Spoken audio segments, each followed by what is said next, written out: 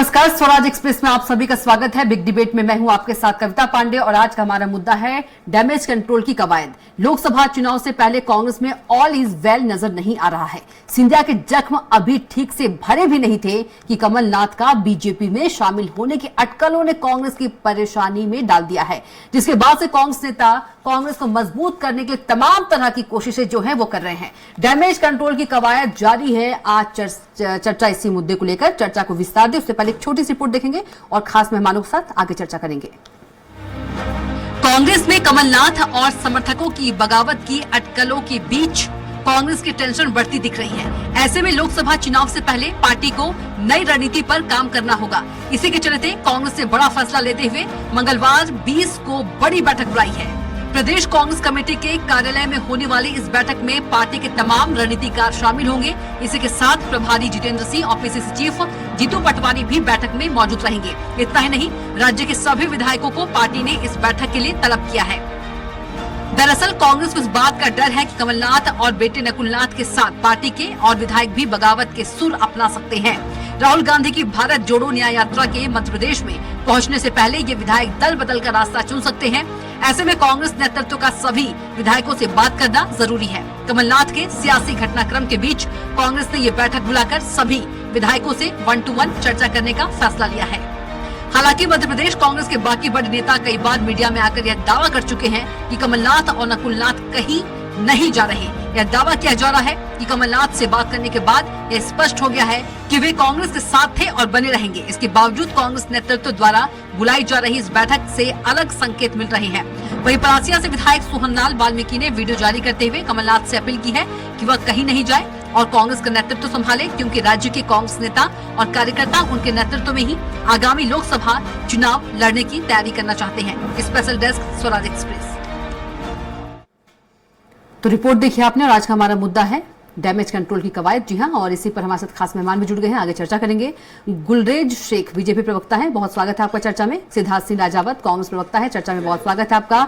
वरिष्ठ पत्रकार हमारे साथ अवधेश भार्गव जी, चर्चा में आपका भी बहुत स्वागत है। सबसे पहले अवधेश भार्गव जी के पास चलेंगे। अवधेश जी, 2 दिनों की बात करें, किस तरह से इसे देखते हैं? क्या डैमेज कंट्रोल की वाकई कवायद है?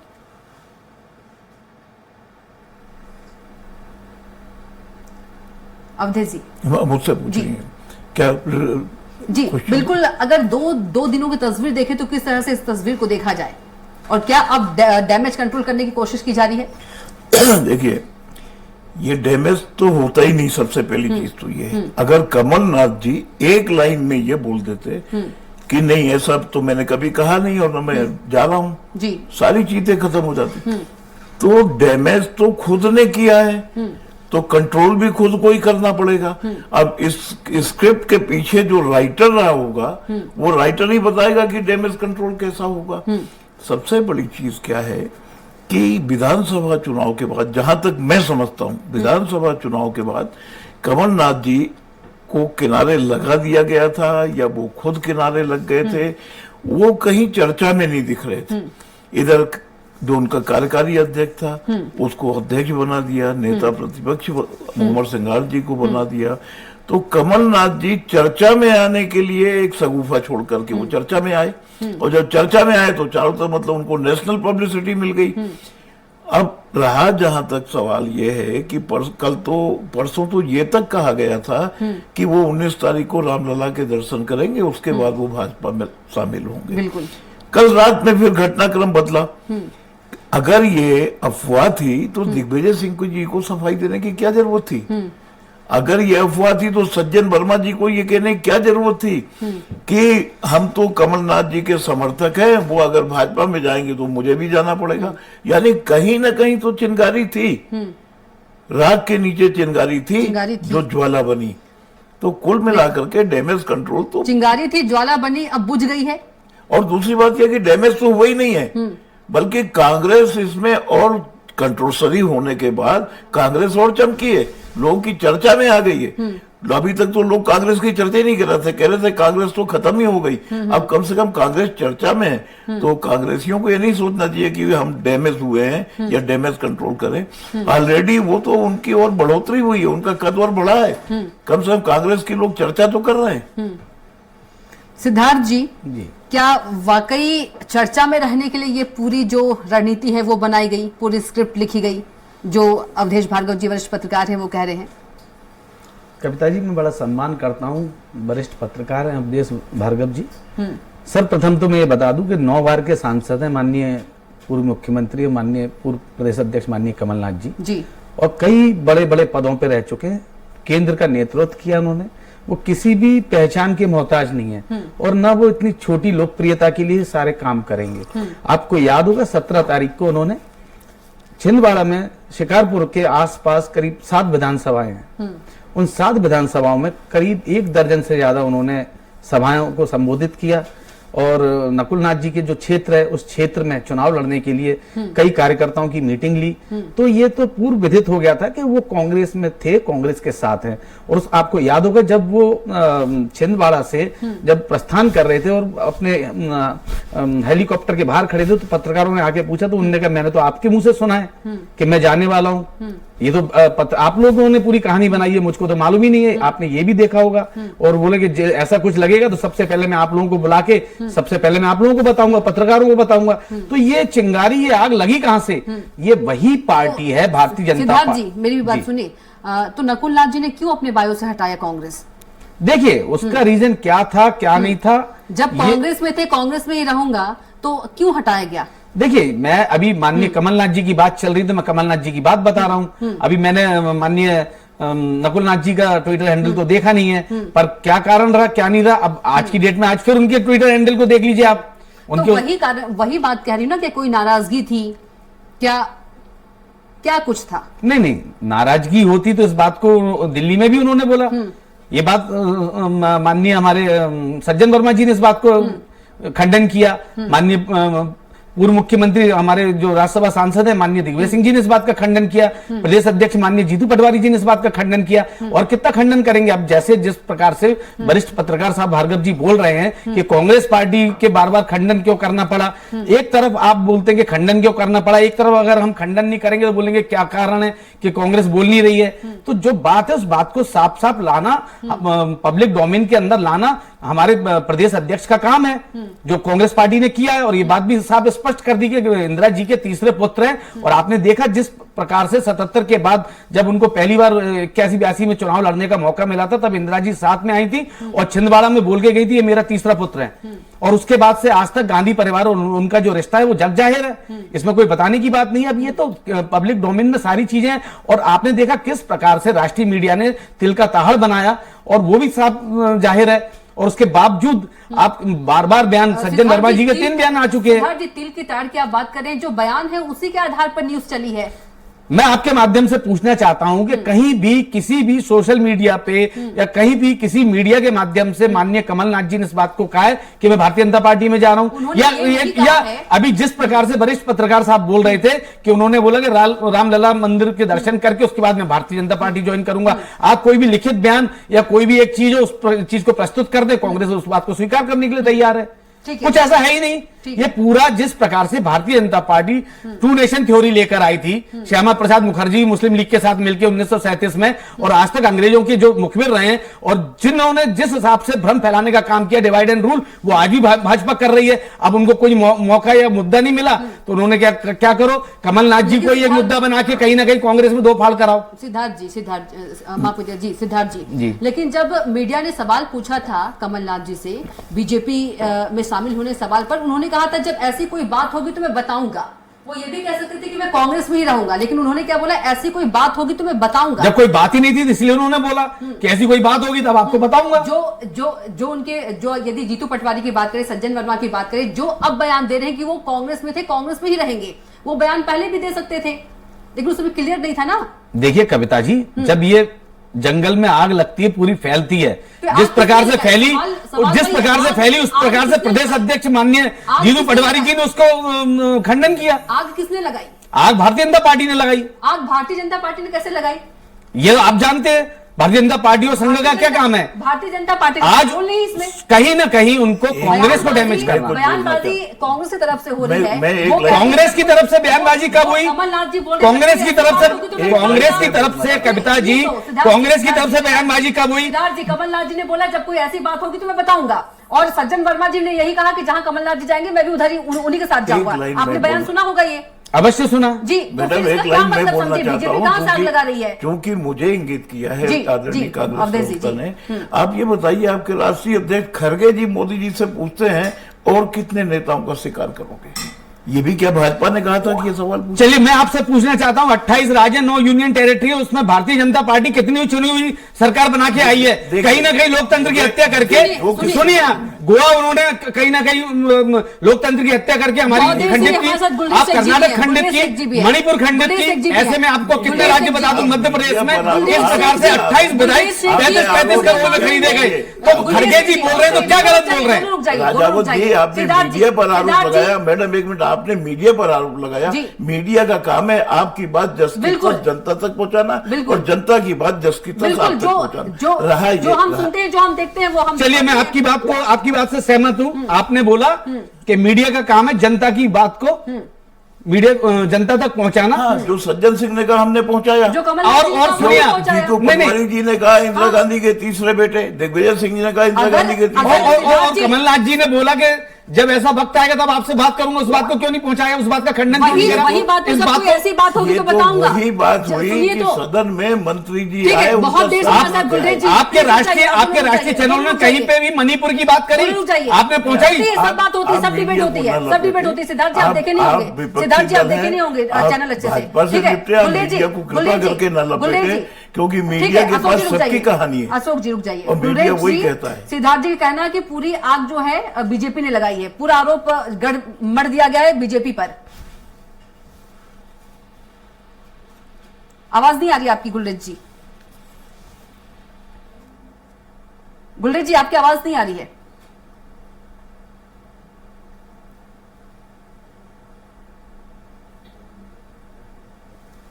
गुलरेज जी आपकी आवाज नहीं पहुंच पा रही है।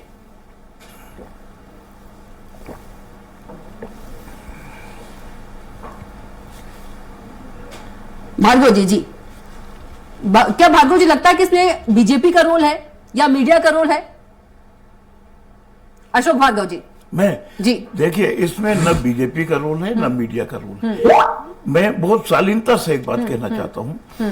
एक सदन का किस्सा मुझे याद है, मैंने कहीं पढ़ा था जब मैं पत्रकारिता की इंटर्नशिप में था, कि मंत्री जी अपने सिर का मुंडन करा के सदन में आए। प्रतिपक्ष के नेता ने यह सवाल दागा कि मंत्री जी के सर के बाल कहाँ गए। दूसरों ने पूरक प्रश्न पूछे कि आखिर मंत्री जी के सर के बालों का क्या हुआ। मंत्री जी मंद मंद मुस्कुराते रहे, उन्होंने कोई जवाब नहीं दिया।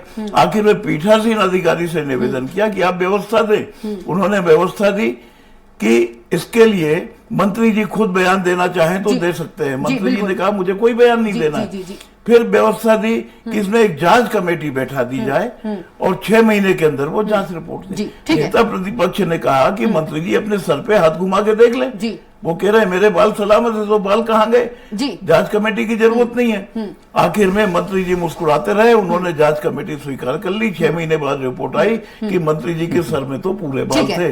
देखने वालों ने सिर्फ चर्चा में लाने के लिए बात फैलाई। गुलरेज जी आप तक आवाज पहुंच रही है? जी मुझे तो आ रही है आपको। जी आपने सिद्धार्थ राजावत जी ने जो अभी कहा आपने सुना? कांग्रेस के प्रवक्ता कह रहे थे कि आग लगी है और इधर उधर इशारा कर रहे थे। ये बात सारे आरोप बीजेपी पर लगा दिया गया सिद्धार्थ जी के द्वारा। बहुत आसान होता है भारतीय जनता पार्टी के ऊपर आरोप लगा देना, और वास्तव में कहीं आग लगी है तो वो कांग्रेस पार्टी के अंदर आग लगी हुई है।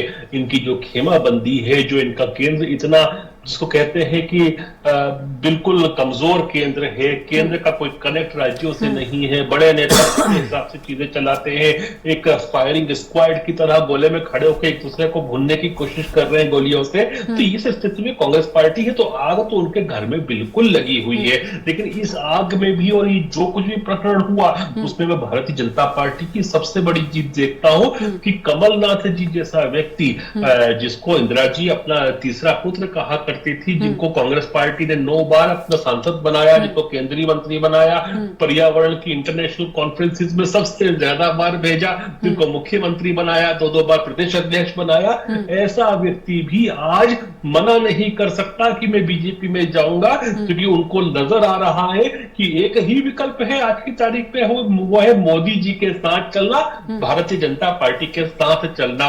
तो ये तो बात हमारी, जो हमारी विचारधारा है, जो हमारे काम करने का तरीका है, जो हमारा शीर्ष नेतृत्व है, उसकी जीत है। लेकिन बाकी चीजें जो है वो तो कांग्रेस का आंतरिक मामला है, इनकी गुटबाजी है। हो सकता है कुछ प्रेशर टैक्टिक्स अंदर ही चल रही हो, इसके विषय में मुझे नहीं पता। बार बार जो बीजेपी है गुलरेज जी, वो कहती है कि कांग्रेस में अंतरकलह चलती है। तो क्या अंतरकलह जो है कमलनाथ जी ने पूरी दुनिया को दिखा दिया, जिस तरह से नकुलनाथ जी ने भी अपने बायो से हटा दिया कांग्रेस?